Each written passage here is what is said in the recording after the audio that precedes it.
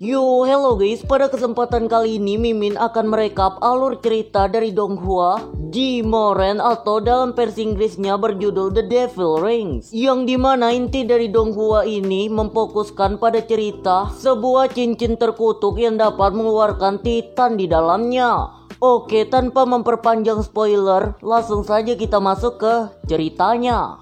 Tapi tunggu dulu nih. Mimin ingatkan kembali ya, jangan lupa untuk like, komen, dan juga share video ini kepada teman-teman kalian agar channel ini makin berkembang. Dan jangan lupa juga untuk subscribe dan nyalakan lonceng notifikasi agar kalian selalu menerima updatean video terbaru dari Mimin. Oke, tanpa berbasa-basi, masuk intro dan selamat menonton guys.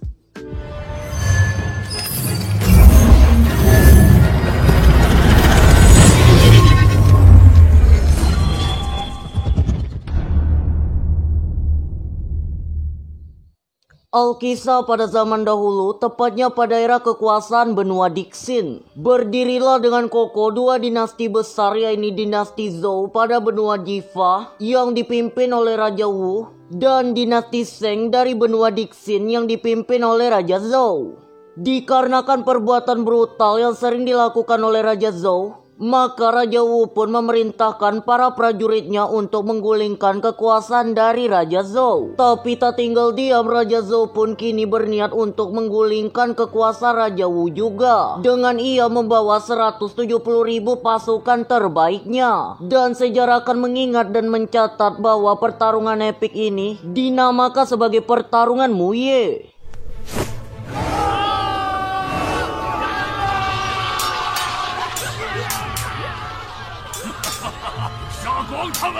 Namun tak disangka dua orang pengawal pribadi Raja Zhou mengkhianati dirinya, dan mereka kini berniat untuk membunuh Raja Zhou. Namun untung saja Raja Zhou dapat menghadang serangan-serangan itu. Tapi ternyata sekarang seluruh prajurit terbaik Raja Zhou juga ikut mengkhianati dirinya. Yang dapat kita ketahui, alasan para prajurit mengkhianati Raja Zhou dikarenakan mereka telah muak akan kekejaman yang telah dilakukan oleh Raja Zhou. Kemudian terbit pula Jiang Ziya yang langsung mengarahkan serangan energi spiritualnya kepada Raja Zhou. Karena tak ada seorang pun yang mendukung atau membantunya lagi, dengan sangat mudah Raja Zhou dapat ditangkap oleh orang-orang dari Raja Wu. Setelahnya Raja Zhou pun dihukum dengan dibakar secara hidup-hidup.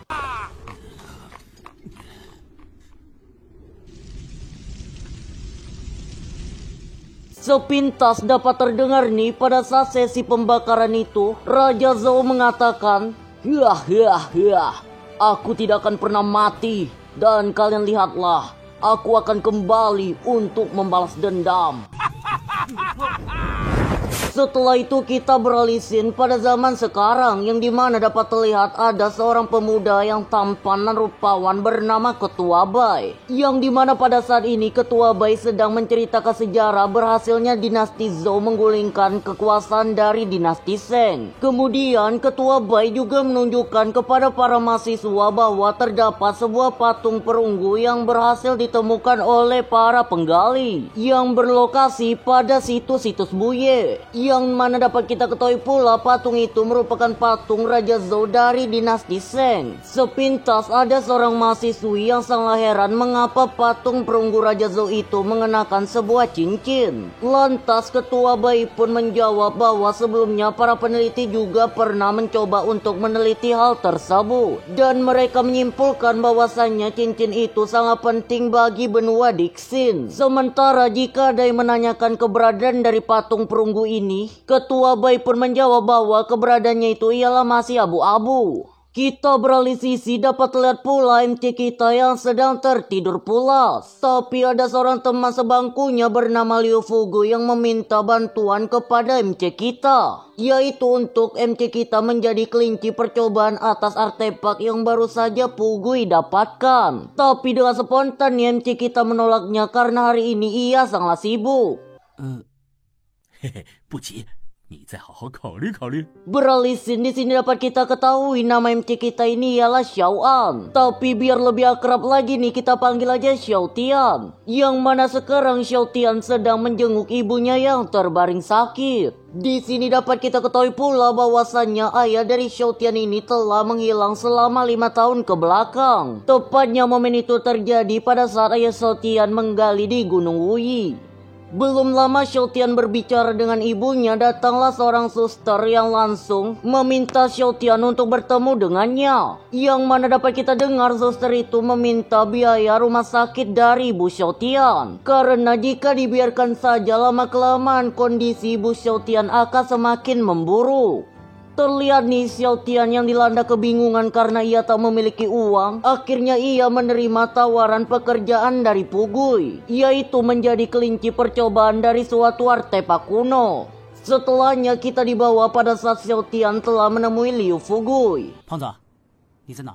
Yang mana dapat terlihat Liu Fugui kini membawa beberapa orang bodyguardnya. Sembari ia juga memberikan sebuah cincin kuno guna dipakai oleh Xiao Tian. 那，哎，没事没事，都是来凑热闹的。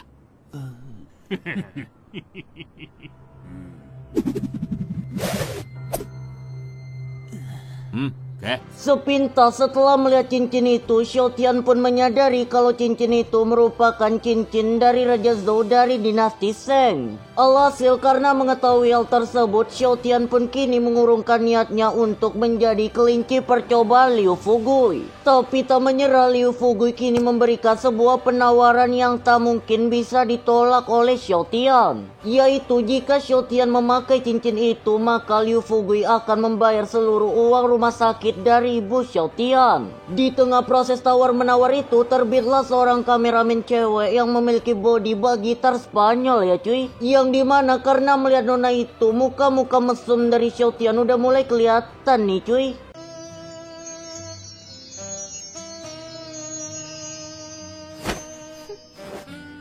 Wah, 好性感。 Lanjut, karena mendengar penawaran dari Liu Fugui, pada akhirnya Xiao Tian pun menyetujui bahwa ia akan menjadi kelinci percobaan dari cincin kuno tersebut. Kemudian dengan wajah yang sangat gugup, diselingi pula dengan mengumpulkan segenap mental, Xiao Tian pun kini mulai memasukkan cincin itu ke dalam jari jemari tangannya. Tapi ketika proses memasukkan itu telah selesai, tiba-tiba...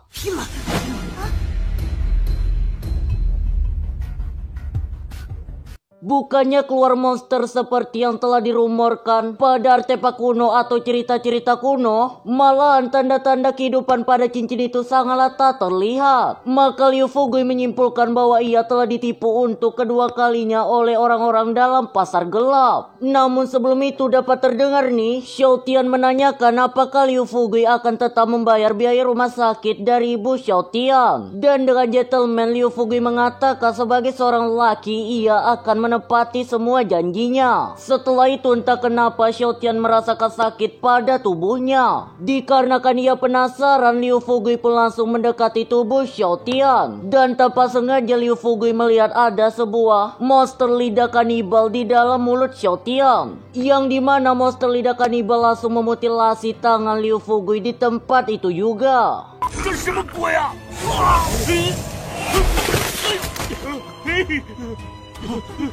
差点就，乐爸，你的手。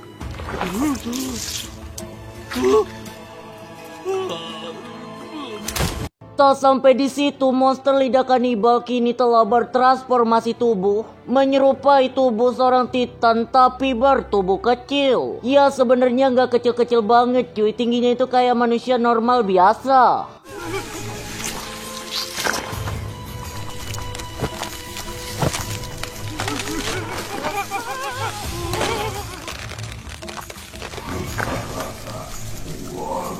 Setelah itu tanpa berbasa-basi, Bang Titan kini juga melakukan pembunuhan yang amat brutal kepada para bodyguard milik Liu Fugui. Dan dapat kita ketahui pula Bang Titan ini ternyata menyerap sumber esensi manusia menjadi energinya. Jadi intinya makin banyak Bang Titan membunuh manusia dan menyerap esensinya, maka makin kuatlah Bang Titan tersebut.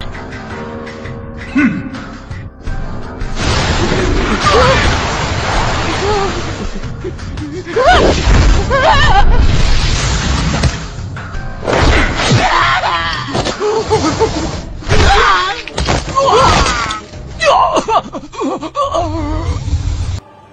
beralih sisi dapat terlihat pula kini Xiaotian mencoba untuk melepaskan cincin terkutuk itu dari jari jemari spiritualnya, yang dimana Xiaotian menganggap jika cincin itu terlepas dari jarinya, maka Monster Titan secara logika akan hilang dari hadapannya. Terlihat pula nih nona kameramen juga ikut membantu untuk melepaskan cincin tersebut. Tapi kini Monster Titan telah berada di hadapannya dan siap untuk membunuh mereka berdua. Dan dalam detik-detik terakhir itu, tanpa berbasa-basi, Xiaotian langsung mencium nona kameramen. Ya intinya Xiaotian mencium nona kameramen itu karena ia ingin mati dalam keadaan berpasangan, bukannya ia mati dalam keadaan jomblo abadi ya cuy. 能让老妈好受点儿。